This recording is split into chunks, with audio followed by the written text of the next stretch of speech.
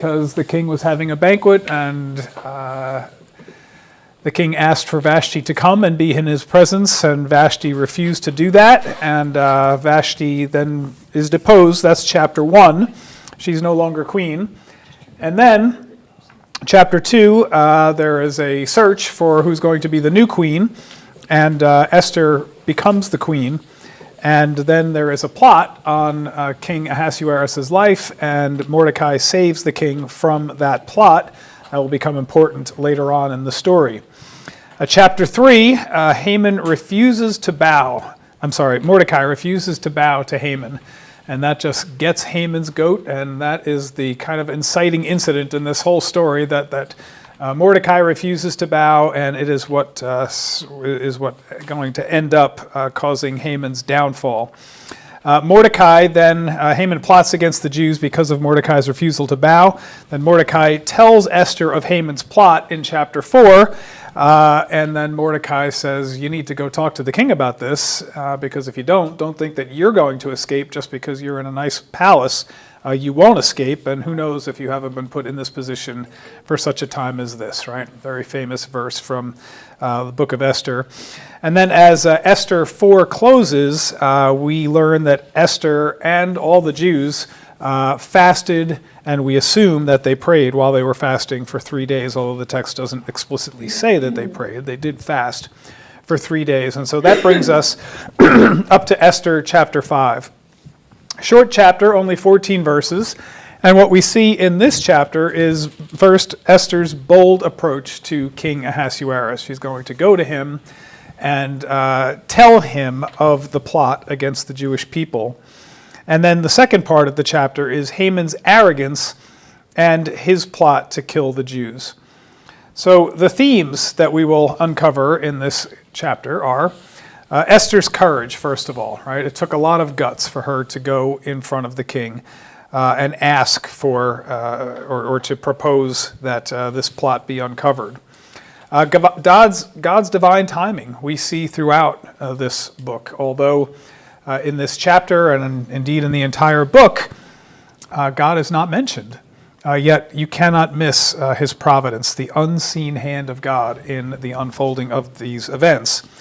We'll talk about how God uses the plots of evil men to accomplish his purposes, right? Even our wicked schemes, God uses them all.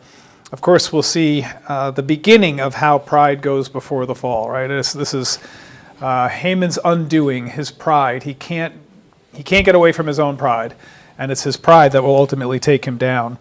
And so as we said, as chapter 5 begins, Esther, Mordecai, and the Jews had been fasting and presumably praying for 3 days.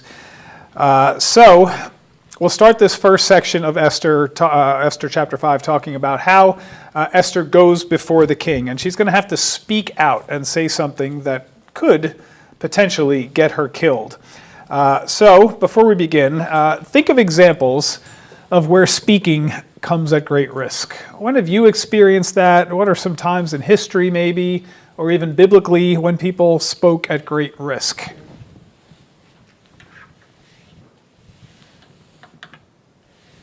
Nehemiah before the king. Nehemiah is a good one, right? Why is your face downcast, right? It took guts to be downcast before the king, because showing your unhappiness before the king could get your head on a block, right? What else? That's a good one.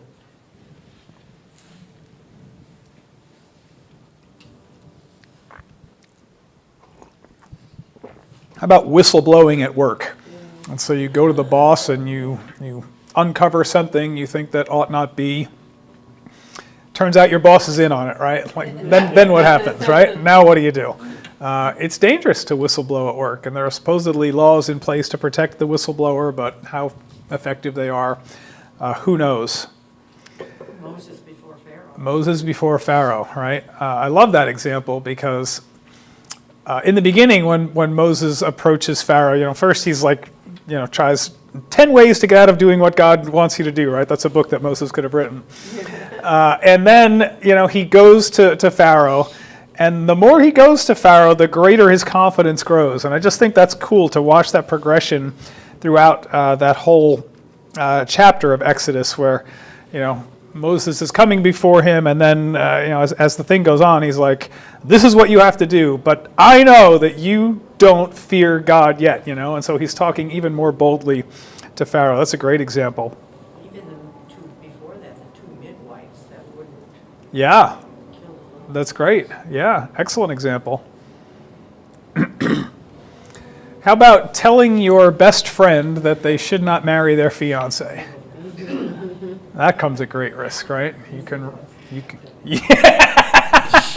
Some of you have experienced this personally, right? You've had to do this, and if they go ahead and marry that person anyway, now you have a lot of tension for the rest of your life, undoubtedly, right? That's a difficult thing to do. You do it in love, you do the best you can, but that doesn't mean it will be received in love, right? It could sound as criticism, and you go forward anyway, and sometimes you have to speak even though there is great risk. Like an intervention. Yeah, with an addict, anytime, you can lose the friendship, that could get violent, so anything could happen at an intervention. That's very scary. Nathan, the prophet, had to go to David and say, "You are that man," right? That was a good one. Daniel chapter 3, Yes. right? Rack, Shack, and Benny, as we call them from VeggieTales. They have to go to, they have to tell the king, even if you throw us in the fiery furnace, know this, we will not bow down to you. Daniel chapter 6, nothing stops Daniel from praying, right? Even though there's a conspiracy against his life, he will continue to do what he does. John the Baptist, right? Faced opposition everywhere he went. Peter faced opposition where he went. He failed in the beginning, right? He was afraid to speak before the crucifixion and resurrection, but after the resurrection, he says, "You tell me if it's right that we obey God or obey men," right? He says that to the authorities at the time who could have killed him for that. Jesus himself, right? Paul, another good one. Yeah. So sometimes we have to speak up against authority. Bonhoeffer, right, tried to execute Hitler. Martin Luther spoke up against the Roman Catholic Church because of the practice of indulgences that he thought was corrupt. William Wilberforce spoke up against the slave trade. Rosa Parks spoke up against the unjust Jim Crow laws. And even today, like Christians in the Middle East, in North Africa, in China, in North Korea, right? It's a dangerous place to be a Christian. So sometimes speaking up comes with great risk. And so this is where Esther finds herself as this chapter begins. And I think the lesson for us is we learn from Esther and all these heroes of the faith, and even these the biblical ones and the post-biblical ones, that sometimes we have to speak up even when it comes at great risk. So let's look at Esther's approach to King Ahasuerus, verses 1 and 2. Now it came about on the third day that Esther put on her royal robes and stood in the inner court of the king's palace in front of the king's rooms. And the king was sitting on his royal throne in the throne room opposite the entrance to the palace. And when the king saw Esther, the queen, standing in the court, she obtained favor in his sight. And the king extended to Esther the golden scepter which was in his hand. So Esther came near and touched the top of the golden scepter. This whole thing has like a Godfather-y vibe to it, like you have to come down and kneel before Vito Corleone and kiss the ring and all that stuff. I think there's a lot of that here. But here's Esther, right? She's approaching the king. Like she's got to step out of his line of sight and into his line of sight. And at that point, with coming into the presence of the king without being summoned by the king, life and death, right? Because if the king does not receive you favorably, it's off with your head. So what is she thinking as she steps into the king's line of sight? Here we go, right? Yeah. What does she say at the end of chapter 4 when talking to Mordecai about what she's going to do? If I perish, I perish, right? Great. If I perish, I perish. So she has at this point, she's put her life in the Lord's hands. And she has the courage to go before the king, knowing that she could very well be killed. But her life is in the Lord's hands. And I think that's a great act of faith. Very bold of her to do that. So she's all decked out in these royal robes. Why do you think she got dressed in the royal robes? Is there anything to that? It's a little reminder of who she is. I think so too. Yeah. Don't like remember. You picked me. You picked me out of all the women of Israel, right? Don't forget me. And so there is that, like a reminder of who you are, and it's also, I think, a sign of great respect, right, to stand in front of the king in your very best, right? So she's got herself all decked out in the royal robes, and she is going to present herself to him as best as she possibly can. I wonder if it's not a reminder too, like Vashti wouldn't come to you when she was called. That's a good thought. I'm coming even though I wasn't called. Yeah, I like that. That's good. Yep. Is there any significance to the fact that the king hadn't seen her for a month? Remember, it had been 30 days before she had been in the presence of the king. So what do you think? Is there anything to that? He's probably bored of his new toy.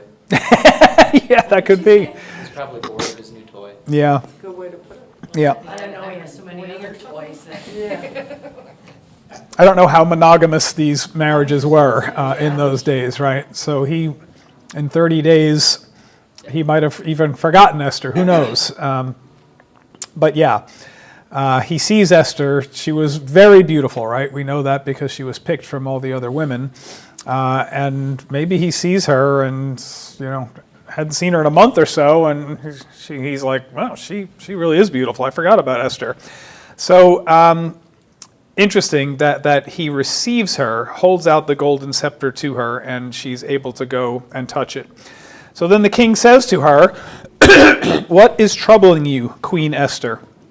I think it's interesting that he refers to her as queen, right? Remembers who she is, gives her that dignity, and gives her that title. And what is your request? Even up to half the kingdom it shall be given to you. So this was a way, like colloquially, that they would say, whatever you ask, I will give you. Although I did read in one of the commentaries that one of the queens, that one of the kings in Persia's history said that to, actually asked for half the kingdom. Was denied. So I don't think he actually meant half the kingdom, but it does mean whatever you want, I will give it to you. And Esther says, if it pleases the king, may the king and Haman come this day to the banquet that I have prepared for them. So here's Esther before the king, having touched the golden scepter. So what do you think King Ahasuerus thought of Esther's boldness? I don't know how many people came before the king without being summoned, right? That is a real act of boldness because they knew the penalty for it. So what do you think? What would be going through his mind? He must have appreciated it in some ways, because he said, what's your Yeah, request? it must have been important, right? Like Yeah. he wouldn't just show up for no reason, right? So I think there is something to that, that he appreciated that boldness that she had, knew that it must have been an important request, and is still looking upon her with great favor, right? This is his queen, recognizes her as that, is willing to give her half the kingdom. So I think that's important. And even though she was bold, the way she handled herself was very humble. Yeah, And what she was requesting was something to serve him. yeah, So she had just a good reputation Yeah. in his eyes, I think. yeah. And a good disposition. There was nothing arrogant about her at all. She came in humility, and I think that also tells us something about how we come before the throne of God, right? We come with boldness and we come with humility. We come boldly because Jesus died for our sins, but we come humbly because Jesus died for our sins, right? So for both those reasons, we can approach God, but not flippantly, not casually. We come boldly, but reverently as well. Fun fact that I found in one of the commentaries, the phrase, let the king come today, the initial letters of the words of that phrase actually spell out YHWH, Yahweh. So I had never seen that or heard that before. And in fact, like if you look at some of the old manuscripts, those letters in Esther are specifically bolded and highlighted so that when you read Esther chapter 5, you see YHWH, Yahweh. And so, like, God's name is never mentioned in the entire book, But it is. but it is in code if you buy this, right? If this was intentional by the author. We don't know, but I think that's pretty cool. And if you look at certain old Hebrew manuscripts, you can see that those letters, let the king come today, the first letter of each of those words spells out Yahweh. Okay, so Esther doesn't ask what she really wants before the king, right? She wants to or expose this plot. But she doesn't ask that. She doesn't ask that publicly. So why wouldn't she expose this plot that Haman has developed publicly? Why does she want to do it in a separate place? We're going to go back to all the husbands are afraid of the wives to start with. But he's also probably not sitting in a room by himself. He's probably got court officials around him and this and that. So she's probably thinking, this might not be the place to say, Yeah. hey, I'm Jewish. You know? Yeah, and we've seen in the past, that he's very much into consulting with all of his, his knights of the round table, so to speak, right? Yeah. So he's got all these people in place, and if she makes a request publicly like that, he might go to his advisors, and we saw that back in chapter 1, he went to his advisors to figure out what to do with Queen Vashti, right? When she refused to come to that banquet, and he got all this advice from Memucan, and then this other advisor whose name I don't remember. But yeah, he was big on going to his advisors for counsel, and I think Esther kind of wanted to corner him where he wouldn't have the ability to go and consult with people. She wanted to talk to him directly. Good word, corner. Yeah. Can't weasel out. Can't weasel out, right? Yeah.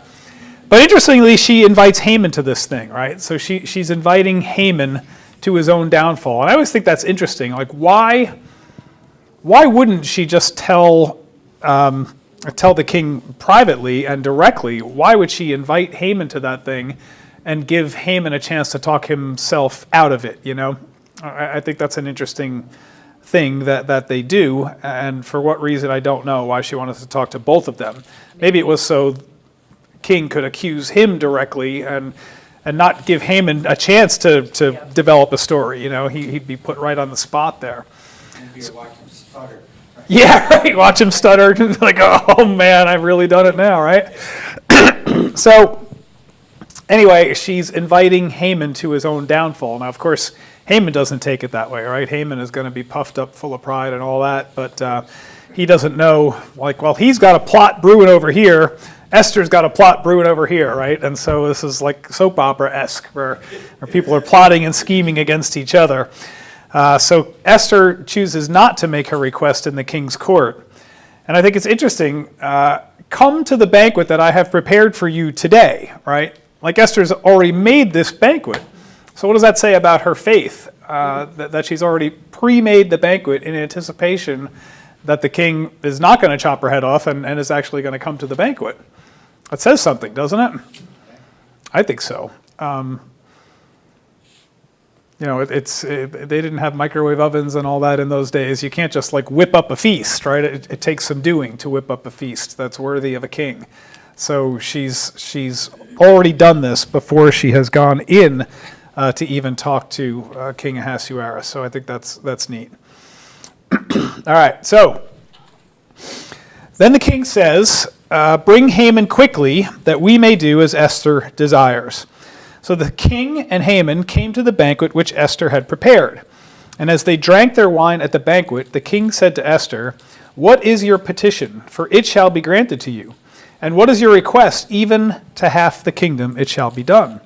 So Esther replied, my petition and my request is, if I have found favor in the sight of the king, and if it pleases the king to grant my petition and do what I request, may the king and Haman come to the banquet, which I will prepare for them, and tomorrow I will do as the king says.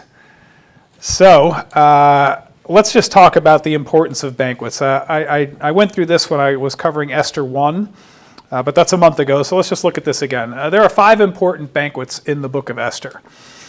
We have Ahasuerus' 6-month banquet, right? That's he had a feast for 180 days. And then another 7 days tacked on top of that. So you might even call that a separate feast. Then Vashti was having her own banquet, right? While Ahasuerus' banquet is going on, she's having her own banquet. Now, chapter 5 that we're in now, we have the first banquet between Ahasuerus and Haman and Esther. And now there's going to be a second banquet that they are going to have in chapter 7. And then the last banquet is the Feast of Purim. So throughout these feasts, like the first couple feasts, the one that Ahasuerus throws, this is strategic, it's political, it's meant to show his great wealth, it's meant to get people on his side, like his foreign friends, because he's got Greece in his sights. He wants to go and take Athens, and he's trying to drum up support and armies and weapons and whatever else he needs. So that's really the purpose of Ahasuerus' first banquet. He's trying to mobilize an army to take Greece. So it's politically motivated. And what we see here with Esther's first banquet, this is also like political maneuvering, right? She's trying to accomplish something. It's not just come over because I want to give you a nice meal. She has a plan, and it's to do political maneuvering, which is to save her people, the Jews. And so you might say that she didn't have the nerve in Esther chapter 5 to actually tell what was on her heart. But there might have been other motivations too, and we'll talk about that in a second. But the banquets in Esther emphasize that human power is temporary, but God's sovereign plan is unstoppable. And so what seems like a moment of indulgence or strategy becomes an opportunity for God to reverse evil intentions and fulfill his purposes. And though God is never mentioned in Esther, these banquets remind us that God works in the everyday moments and the grand stages of life. And it's in these banquets where the story continually turns in the book of Esther. And so these banquets are going to ultimately be Haman's undoing. So, do you think that Haman felt like a third wheel at this banquet? What do you think? He shows up like this is a married couple, right? A husband and a wife, and then you got this other guy who's just there. Is that awkward, or do you think Haman like drunk this up?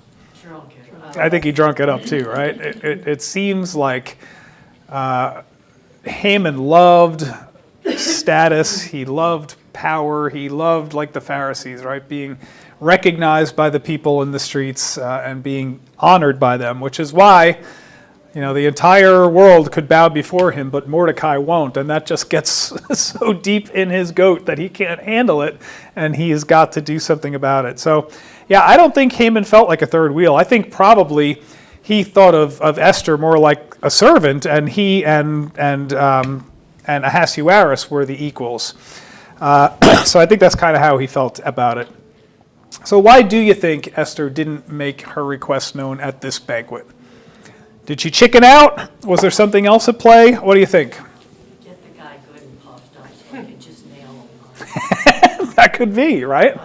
Yeah, I mean, there's a lot of strategy in this. So you could say, and I've seen it portrayed that way, like in, cinematic depictions of this, where she's like just on the verge of out with this thing, and then holds back, right? She decides, instead, let's come to a banquet tomorrow that I'll prepare for you, and then I'll say. So maybe she was working up the nerve, but maybe something happened there that made the moment not right?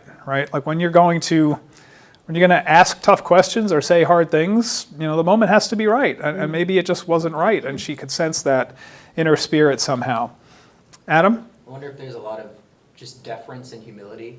She says, she's even speaking to them in the third person, let them come to the feast. And like getting them alone, that way he doesn't have to make this decision, in front of people. Yeah. Like I wonder if she's just trying to really, really appease a sycophant, That's good. That's a really, really good thought. Yeah, I mean, They're it's expecting a request at this banquet. right. Right, so it's almost like, okay, you want something from me, but you got time to play nice. You got time. Yeah. It's kind of like, gets them off their edge, I guess. Yeah, maybe so. Yeah, I think that, what, go ahead, Hal. Yeah, have a banquet with her so the king can read him. Meaning how much Yeah. knowledge they have about the situation. Yeah. The notes in my Bible here say that it also is possible that she asked for the second banquet because she had asked the Jews to be praying for the whole situation while she was doing it. But it also gave time. It says here that Xerxes went back and was reading historical records. Yep. And was reminded that Mordecai had saved his life at one point. Isn't that interesting? So it's making time for that. Yeah. So yeah, we're going to see that in the next chapter. Like how unbelievable that God's hand on this thing. If she asks this request now, then the king won't have his sleepless night first and won't have read Mordecai, the record of how Mordecai saved him and what has been done to honor Mordecai, and calling Haman and saying what should be done for the man that the king wants to honor, and Haman, of course, thinking it's him, and all of these things, all in God's timing.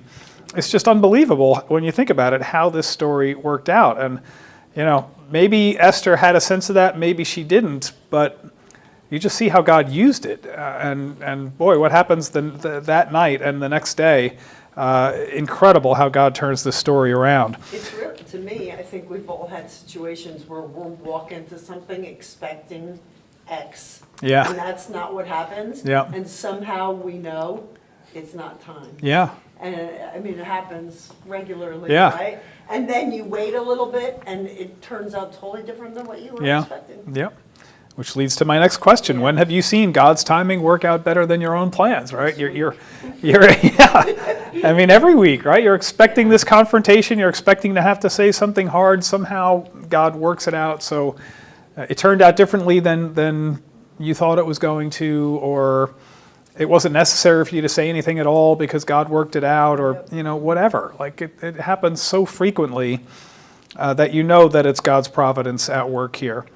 So whether it was fear, whether it was not the right time, maybe the king was totally sauced, and it just, it wasn't going to be the right time for it. A lot of alcohol in Esther. And maybe the two of them were talking about things that she was like, wow, they're super tight. This is not the right time. Yeah. Yeah. Yeah. A lot happens in the next 24 hours, as Yeah. we'll see next week and the week after.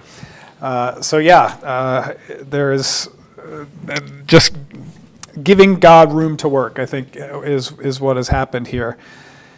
And maybe it's also a lesson for us too, when God doesn't answer our prayers immediately, just like we want him to, God needs room to work sometimes, and he works through human events, human people, and sometimes it just can't happen overnight. Sometimes it takes a little time for God to work out his plans, and it requires us to have patience, which is a display of our faith. When we show patience, we show faith. Okay, so that is the story of Esther and the banquet. So there's going to be another banquet. It's going to be tomorrow, but in the meantime, other things are going to happen, starting with Haman's arrogance and the plot against Mordecai. Then Haman went out that day, glad and pleased of heart. But when Haman saw Mordecai in the king's gate, and he did not stand up or tremble before him, Haman was filled with anger against Mordecai.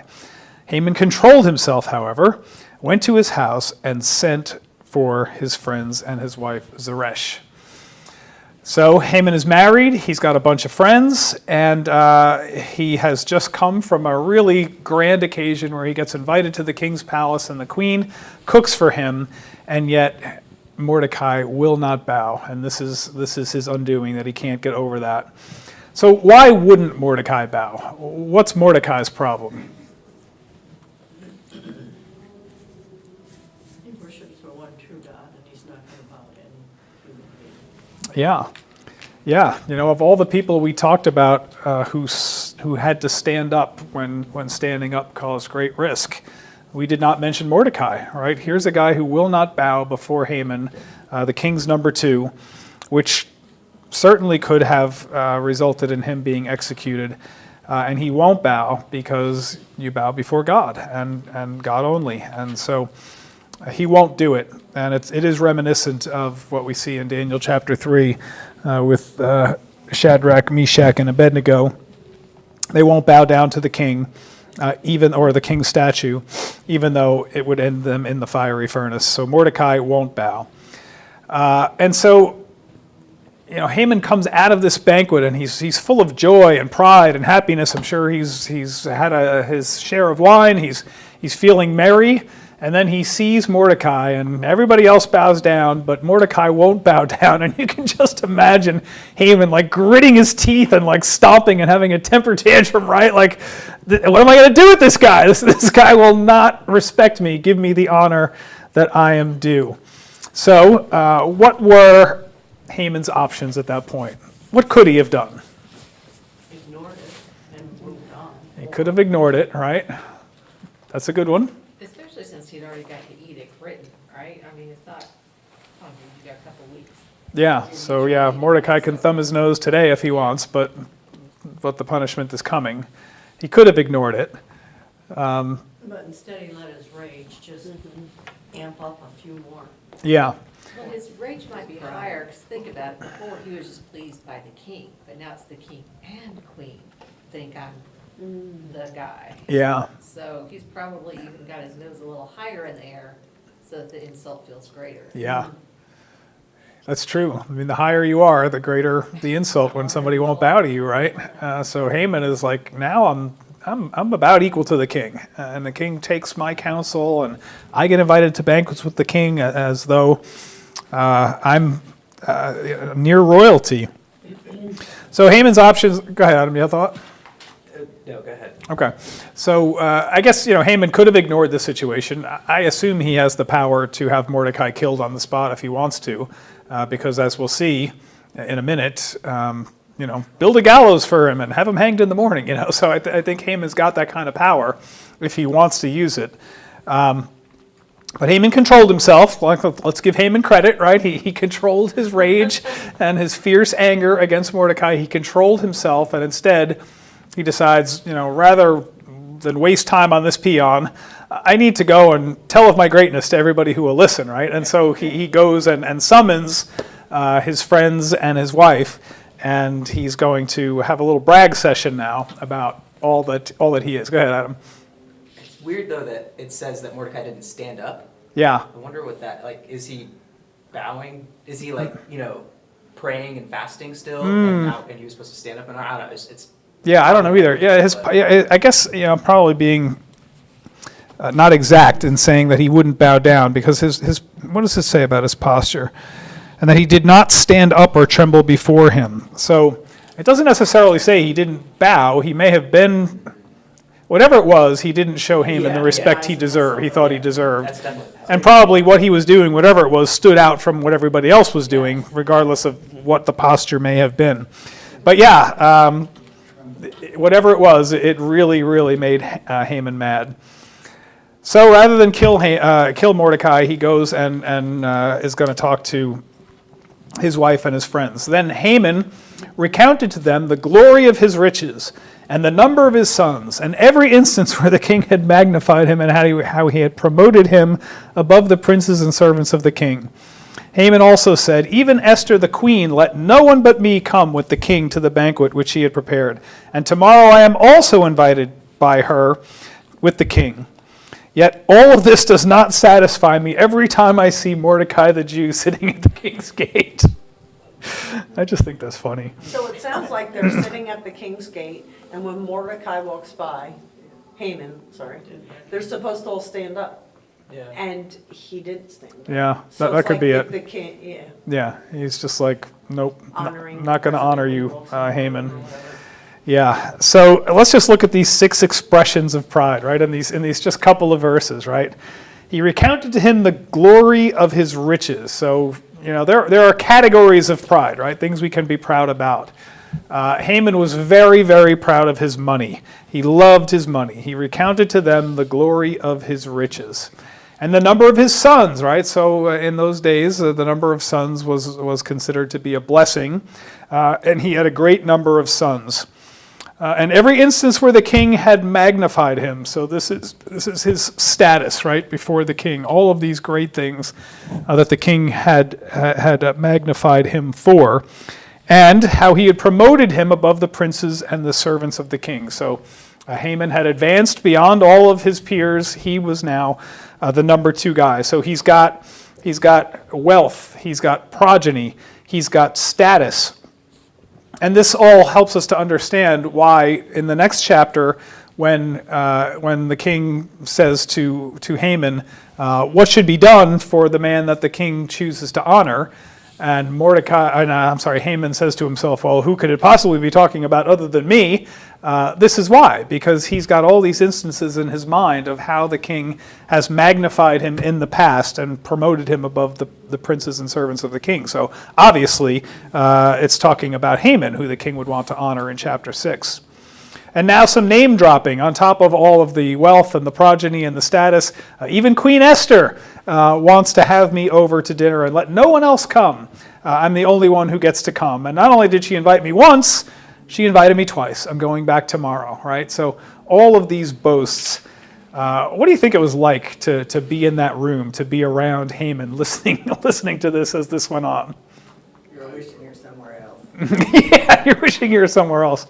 Unless you're his wife. Well, yeah, I mean, I don't know. His wife's probably going, yes, bud, that means I get. Yeah, that's right. She's counting the money too, right? Well, but even in that culture, your Yes. associations raised your status. Mhm. So I can put up with his boasting. Because Yeah. if I say I'm with Haman, I get more. Yeah, yep. So it's kind of like That is true. have to pay your dues. You do have to pay your dues. But his friends weren't getting anything. He's got a room full of friends too, right, who are all also having to listen to this. So, proud people can be tough to be around, right? Nobody wants to listen to people brag about all they have, all they are. It's just not easy to be around. So, but Haman's got the power, and he can summon his friends and his family, I guess, and whoever he wants. Even Queen Esther invites him to a banquet, so who's going to say no when Haman summons you? So it was difficult to listen to that. But I also think of think of the people who we put on pedestals. You've got celebrities and stuff like that, or the first round in the draft pick. Their entire family is with them. Yeah, that's rooting right. For them, not Yeah. for the other person. No, You know that's what I true. mean? So they're like, I'm with him. yeah, And they come up with this evil plan, right? His wife does. Yeah. So, yeah, I love this plan. And then I love in the next, well, I don't want to step on toes with the next chapters, but it's just funny how the wife's story changes in a chapter or so. Yeah. The big yells. Yeah. Oops. Yeah, oops. Yeah. If God wants you to die, you're going to die. It reminds me of Job's wife, curse God and die. Wow, it's a great marriage. So, anyway, what are some of the things pride does to our perspective of reality?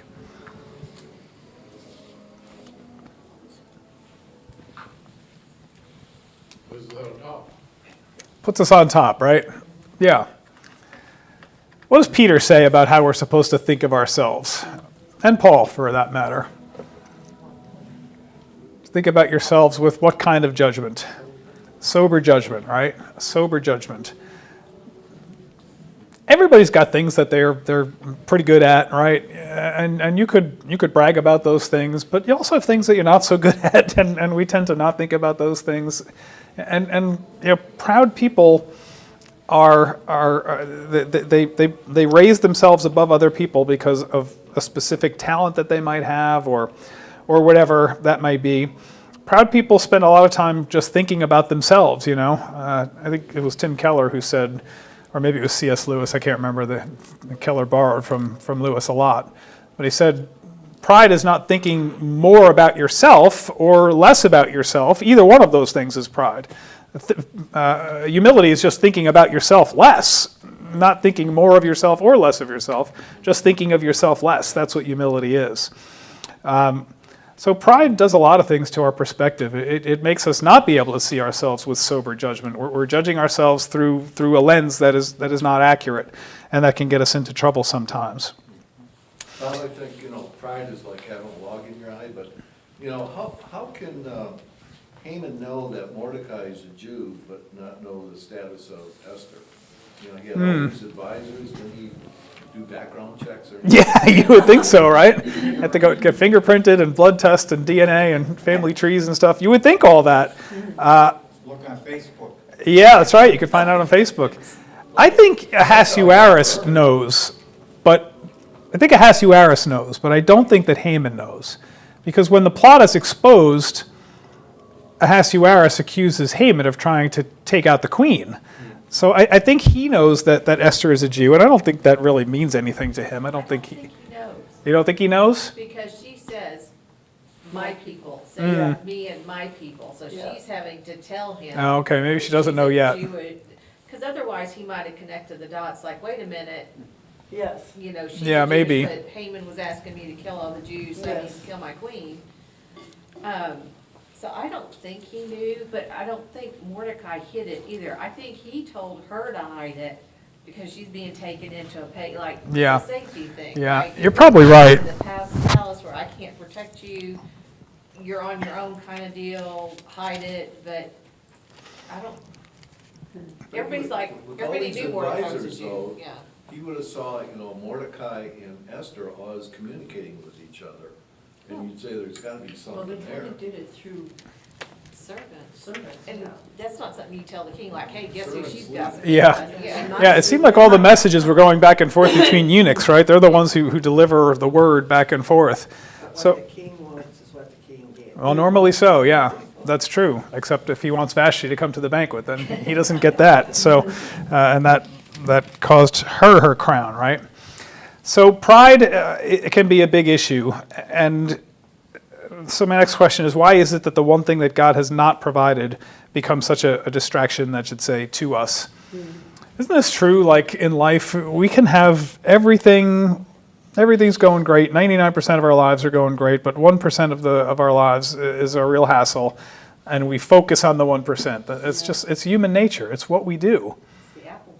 It's what? It's the apple. It's the apple. Yeah. In the garden. Yeah, they had everything except the forbidden fruit, and so that's, yeah. We want everything. We want it all, and if there's anything that is held back from us, that becomes a distraction to us. And that's what happens to Haman. He's got the whole world, but he doesn't have Mordecai's respect, and he cannot let that go. And that turns out to be his undoing.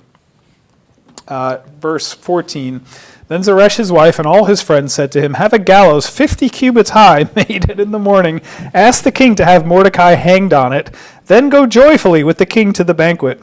And the advice pleased Haman, so he had the gallows made. So, Haman's got all kinds of folks at his disposal, right? So that, if you give an order, by morning, a gallows 50 feet high will be constructed.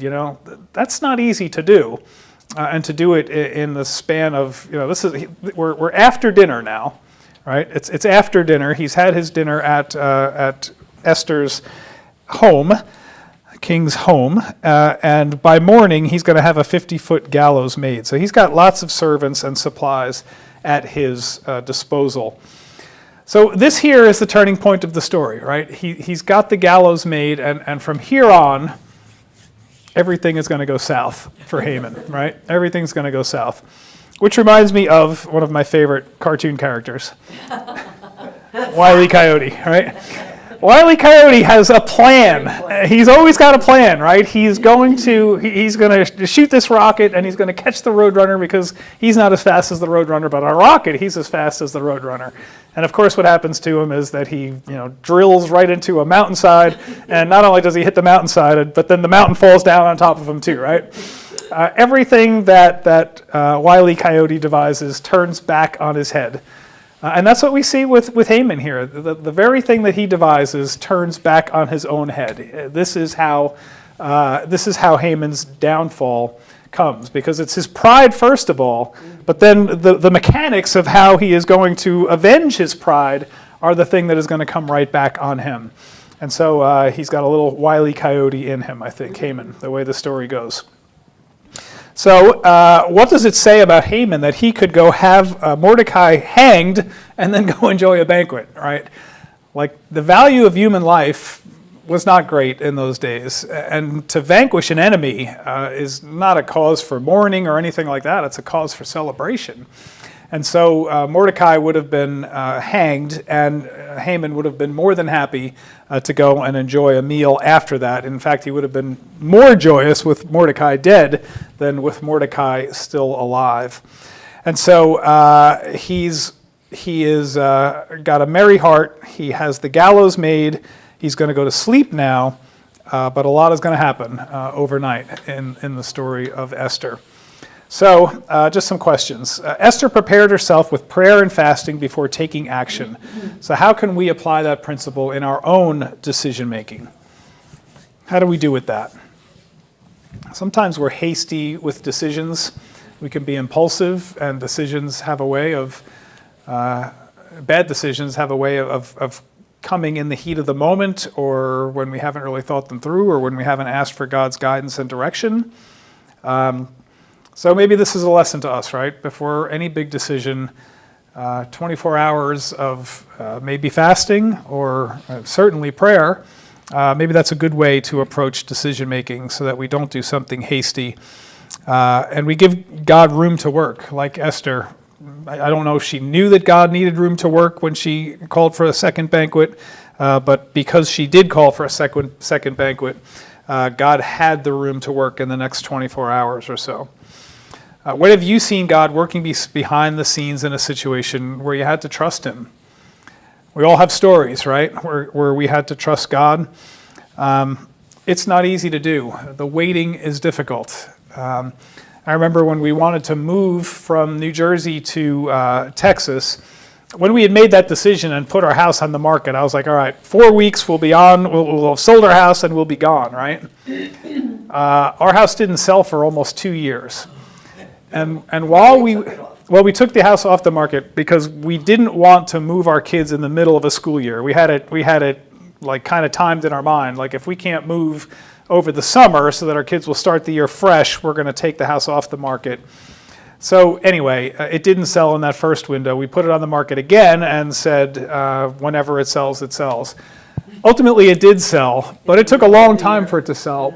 But in that time, I was able to do some working around with my law partnership that made it easier for me to move later rather than sooner. I think the kids had time to like wrap their minds around it, their arms around it. When we first talked to them about it, they were like, yeah, an adventure, you know, they were super excited about it. And then like the time they had for it to sink in, they were like, I don't know about this. And yeah, my friends, right? And then the longer it went after that, then it was like they had wrapped their mind around it and they were ready to do it. So you know, God needed room to move, I think, in that situation. And I'm sure you all have stories like this, right? Where if you had done something today instead of 2 weeks from now or a year from now, whatever it was, you can see how God's providence, how He was able to make the situation work for your good and for His glory. So Haman's wife and friends encouraged his destructive behavior. So, how important is it to surround ourselves with godly counsel? I think it's always a good idea, like before we make decisions, to get godly perspective, right? Because, like, I can only see what's in my head and my own perspective of the thing, right? But you all can see it from another perspective that I can't see it from because I'm in the middle of it, right? I can't see the forest for the trees. But if I ask you, you might say, well, have you thought about this? Have you thought about this? You know, things that I might not have thought of because I'm too deep in it. I'm too involved in it. And I'm sure you all have stories of that too, where you asked for godly counsel and you got perspective that maybe you wouldn't have gotten otherwise, and you made a better decision because of it. Now, Haman had all the power in the world next to the king, and he probably couldn't see any downside to what he was about to do. But when you're in the thick of it, sometimes you can't see the downside, right? You just, all you see is what you see. And there's a chance that it can turn back on you like it did with Haman here. I don't think it's necessarily a spiritual thing, but I was reading about, I think it was Abraham Lincoln, in his cabinet. He put people who opposed him and would have a totally different perspective. Right. And he was known for being willing to sit around the table with a bunch of people who would disagree with him and say, President, that's not right. And, you know, again, it's not a spiritual thing. No, it isn't, but it's smart. Most of our leaders nowadays, hey, they put around the table only people who will say, man, you're the greatest guy. Well, see current administration, right? And so that's the way he operates. But yeah, I mean, decisions, perspective is a multifaceted thing, you know, and when you can only see it through your own perspective, that makes it hard. John? In this So it was a big problem for Haman, obviously, they're gonna kill him, but it was all the Jews, right? Yeah. It was, so because Mordecai offended Haman, he was gonna wipe every Jew out. Yeah. Yep. And now not only that, but he can't wait for the time frame of the edict to be carried out. He's going to kill Mordecai tomorrow. He is a scourge. He must be eliminated, and I can't wait. It's got to be tomorrow. So, he did not get godly counsel. They encouraged him to do this. And I guess, giving them the benefit of the doubt, it would have been very hard to see from their perspective how God was going to turn this thing back on Haman. But we'll see I don't know if it's chapter 6 or 7, where his wife says, if God opposes you, you're not going to win. And meanwhile, it's her idea that he go forward and do this. What does this chapter teach us about God's sovereignty, even when he isn't mentioned by name? Not just the chapter, but the whole book, right? You can just obviously see behind everything that happens in this book, God is behind all of it, maneuvering and working out his will through the decisions of other people. In what ways does Esther's story reflect God's ultimate plan for redemption through Jesus? It's a bit of a tough one.